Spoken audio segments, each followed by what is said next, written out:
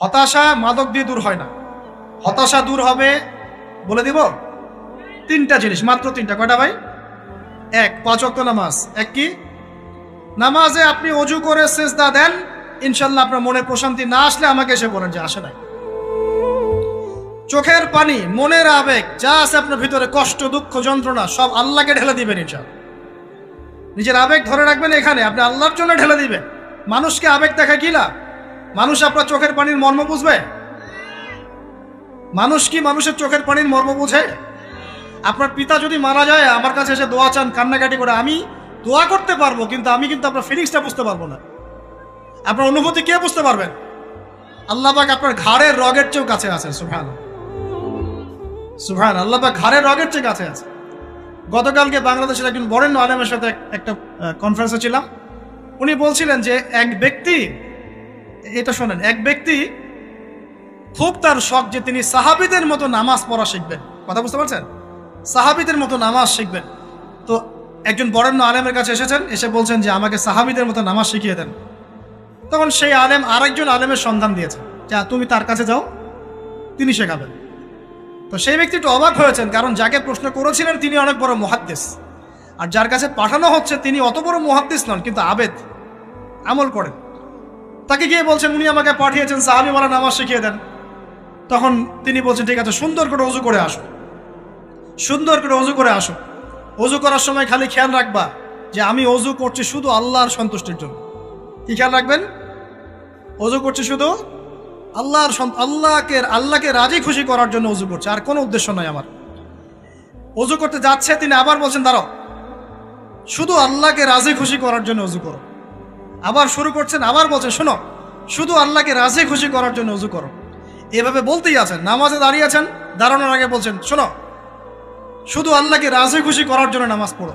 বলতেই আছেন। এক পর্যায়ে সে ব্যক্তি নামাজ শুরু করলো, নামাজে মনোযোগ এদিক ওদিকে যায়, আর তার মাথায় এটা আসে, এই শুধু আল্লাহকে রাজি খুশি করার জন্য আমাকে নামাজ পড়তে, শুধু আল্লাহকে রাজি খুশি করার জন্য নামাজ পড়তে হবে। এই চিন্তা তার মনের মধ্যে ঘুরপাক খাচ্ছে। এভাবে নামাজটা সে শেষ করেছে। শেষ করে চিন্তা করছে যে নামাজ তো পুরোপুরি মনোযোগ দিতে পারলাম না। বারবার মাথার মধ্যে এরকম চিন্তা আসছে, আল্লাহ আমাকে তুমি মাফ করে দাও, নামাজটা আমার মনে হলো না ঠিক মতো।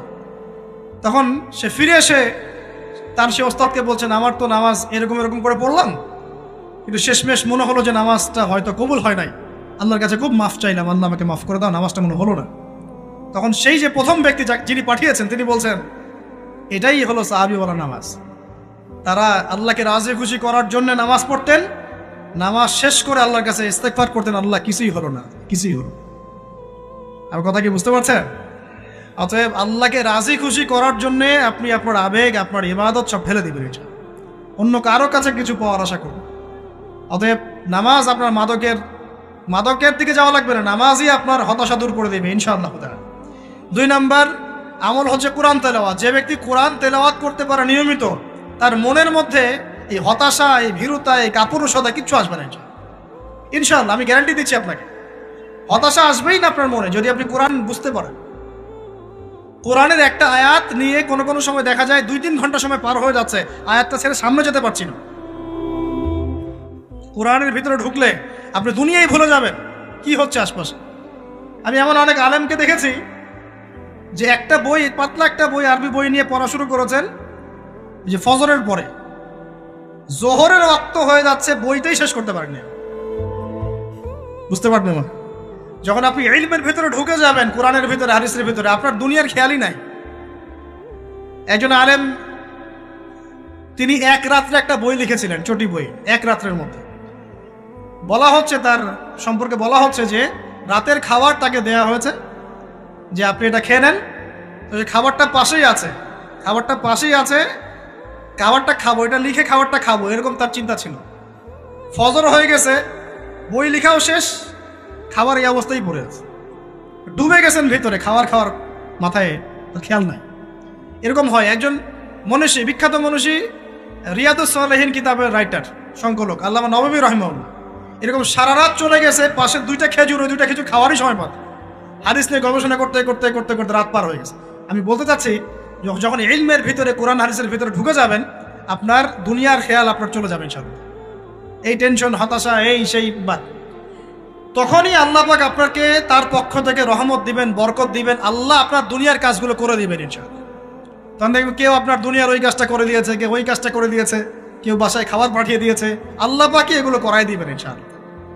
তো প্রিয় ভাইরা, মাদকে যাব না আল্লাহর কাছে আসবো? 2 নাম্বার কোরআন তেলাওয়াত, 3 নাম্বার আল্লাহর জিকির। 3 নাম্বার কি ভাই? আল্লাহর জিকির। চলতে ফিরতে সব সময় মুখ চলতে থাকবে, মুখ না চললেও মনে মনে মন তাজা থাকবে, মনে মনে জিকির হতে থাকবে। মনে মনে জিকির করতে পারেন?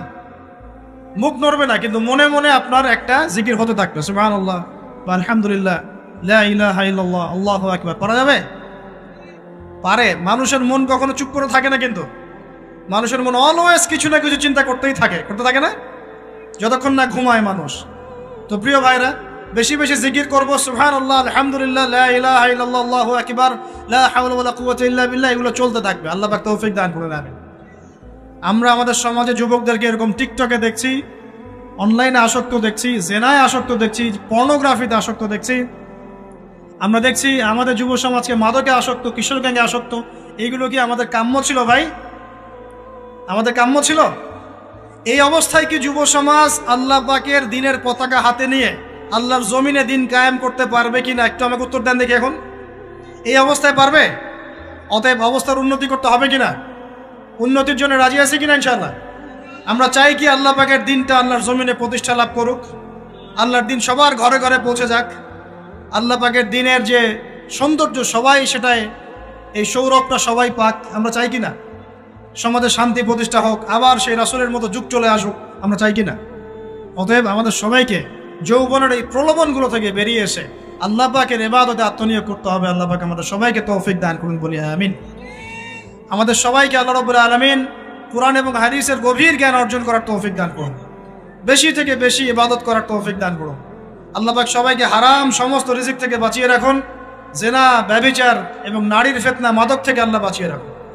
আল্লাহ পাক আমাদের সবাইকে হালাল রিজিক, হালাল সম্পর্ক যথেষ্ট করে দিন। আল্লাহ পাক আমাদের সবাইকে যেন দিনের দাওয়াতের মেহনত করার তৌফিক দান করেন এবং আলেম ওলামার সাথে পরামর্শ করে দিন শেখার এবং বোঝার তৌফিক দান করেন। আর লেকচার শেষ করার আগে 2টো বিষয় বলে শেষ করছি, একটু মনোযোগ দিন। একটা হচ্ছে আমাদের যুবতী দিনী বোনদের জন্য। এখানে বোনরা আছেন না? আছেন কি না? দিনী বোনরা আছেন? একটা নসিহত দিনী বোনদের জন্য আমি একটা নসিহত করতে চাচ্ছি, একটা নসিহত। আমার এই একটা নসিহত একটু মন দিয়ে শুনুন প্রিয় দিনী বোন।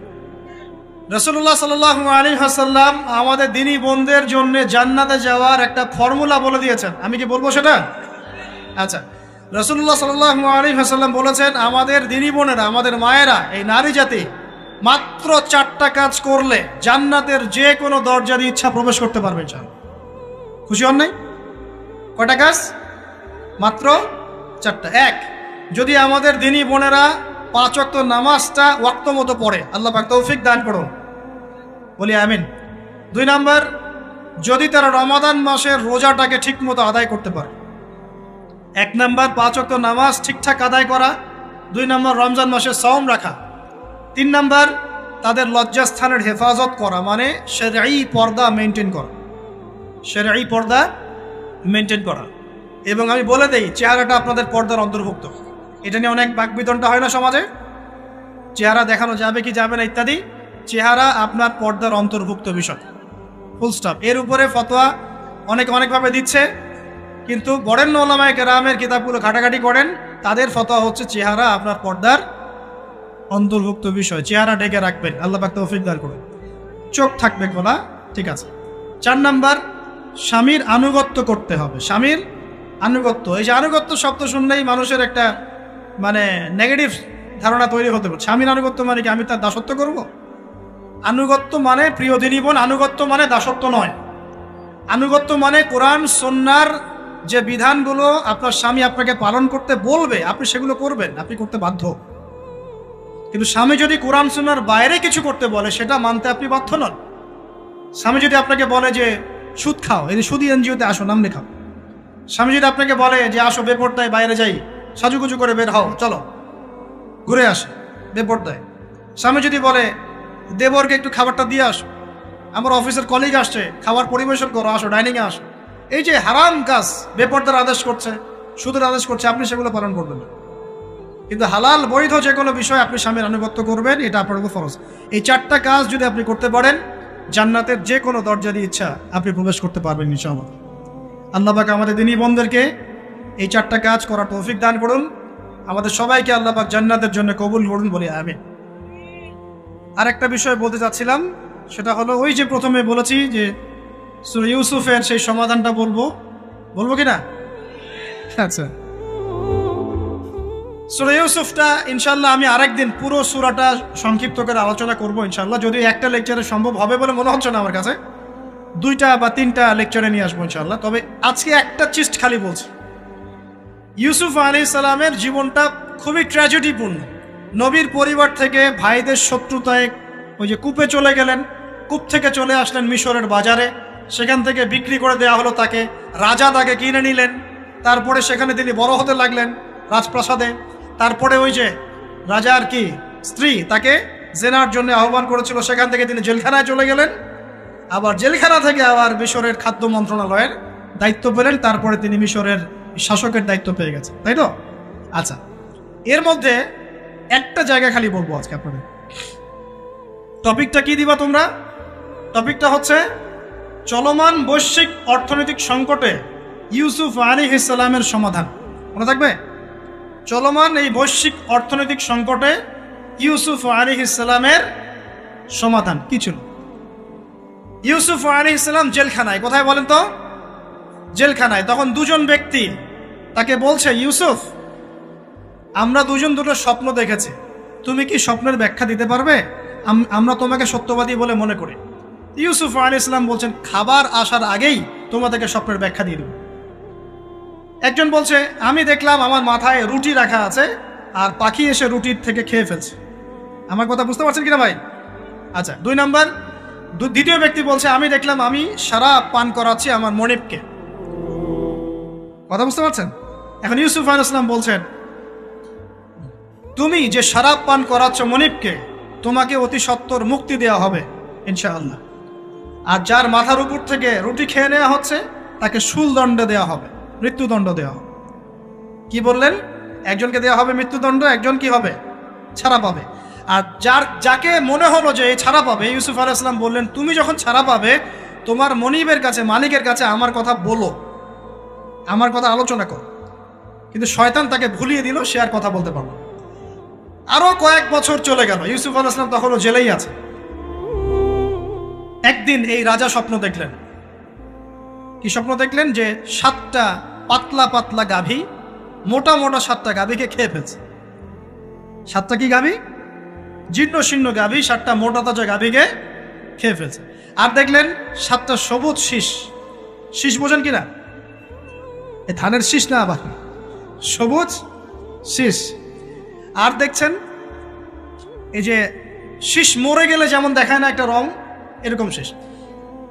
এখন রাজা খুব চিন্তিত হয়ে পড়লেন যে আসলে এই স্বপ্নের কি ব্যাখ্যা। তিনি সবাইকে ডেকে বললেন, স্বপ্নের ব্যাখ্যা কি তোমরা জানো? তখন রাজ্য পরিষদের এই যে এমপি মন্ত্রী যারা আছে তারা বলছে, না, এটা কি স্বপ্ন, আদগাফলাম, এটা একটা বাজে স্বপ্ন, উদ্ভট স্বপ্ন, আমরা এগুলার মানে জানি না। আমরা হলো তাই তো বলতাম নাকি ভাই? কিন্তু ওই ব্যক্তি স্মরণ হয়ে গেল যে ছাড়া পেয়েছে, আরে ইউসুফ তো স্বপ্নের ব্যাখ্যা দিতে পারে। দৌড়ে গেলেন তিনি জেলখানায়। ইউসুফ আইয়ুহা সিদ্দিক, হে সত্যবাদী নবী ইউসুফ, আমাকে কি এই স্বপ্নের ব্যাখ্যা বলতে পারবেন? 7টা জীর্ণ শীর্ণ গাভী 7টা মোটা তাজা গাভীকে খেয়ে ফেলছে। ইউসুফ আলাইহিস সালাম এই স্বপ্ন শুনে বললেন, ইউসুফ আলাইহিস সালাম শুধু স্বপ্নের ব্যাখ্যাই দিলেন না, বরং এই স্বপ্ন যে সত্য এটা তিনি বিশ্বাসও করলেন। এই স্বপ্ন একটা সমস্যাকে নির্দেশ করছে এটাও বুঝে ফেললেন, এই সমস্যার সমাধানও তিনি দিয়ে দিলেন। বলেন সুবহানাল্লাহ। আমার কথা বলছেন, ইউসুফ আলাইহিস সালাম স্বপ্নের ব্যাখ্যা দিচ্ছেন না, বরং স্বপ্নটা যে সত্য তিনি মেনে নিচ্ছেন এবং এই স্বপ্নের ফলে একটা সামনে খারাপ সময় আসতে যাচ্ছে এটা তিনি বিশ্বাস করছেন এবং এর সমাধান তিনি জাতিকে দিচ্ছেন।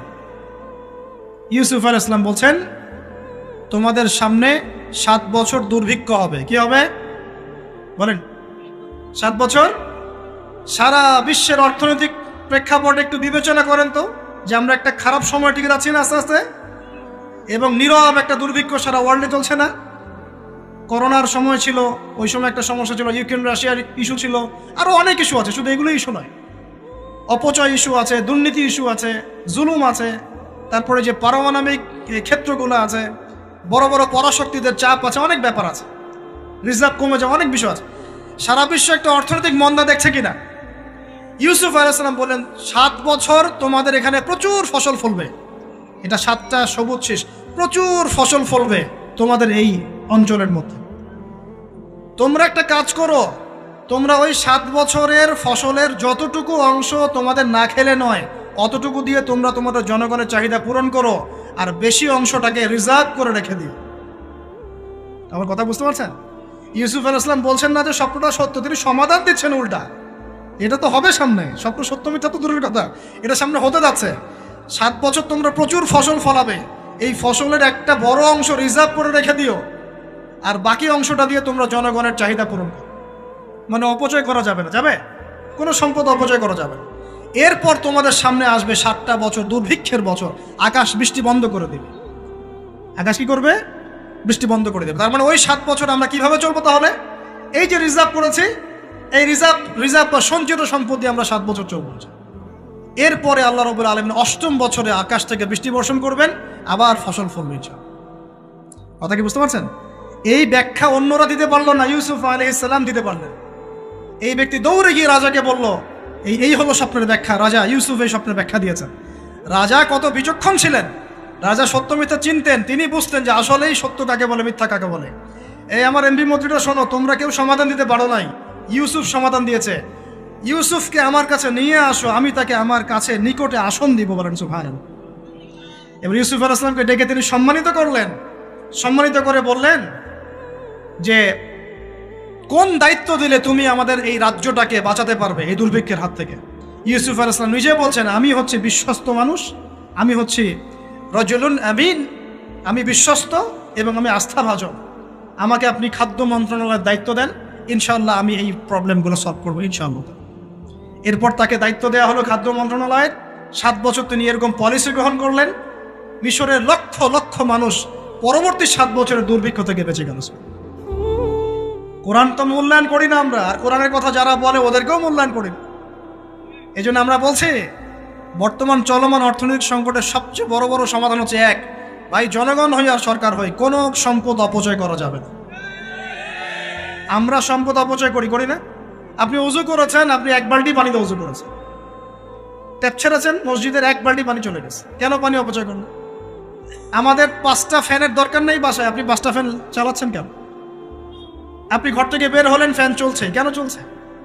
ঘর মুছেছেন, ফ্যান ছেড়ে দিয়েছেন, ওই যে পাখা বাতাসে শুকাবে মাটি, কেন? এসি চালিয়েছেন, 24 ঘন্টা চালানোর কি দরকার? 2 ঘন্টা চালিয়ে বন্ধ করলে হয়। বিদ্যুতের ব্যাপার, গ্যাসের ব্যাপার, তেলের ব্যাপার, আমরা কি কম অপচয় করি মনে হচ্ছে আপনার কাছে? আমরা প্রচুর অপচয় করি। আর আমরা জনগণরা সাধু না, আমরা বেশি অপচয় করি। আমরা অপচয় করি না ভাই? প্রমাণ আপনি নিজের বাসায় পাবেন। পানির অপচয়, আপনার তেলের অপচয়, আপনার গ্যাসের অপচয়, আপনার বিদ্যুতের অপচয়, এগুলোর উপর কঠিন আইন করা দরকার। অপচয় করলে শাস্তি দিতে হবে, অপচয় করা যাবে না। অপচয় কমালে কি হবে? আমরা সম্পদ বেশি রিজার্ভ করতে পারবো।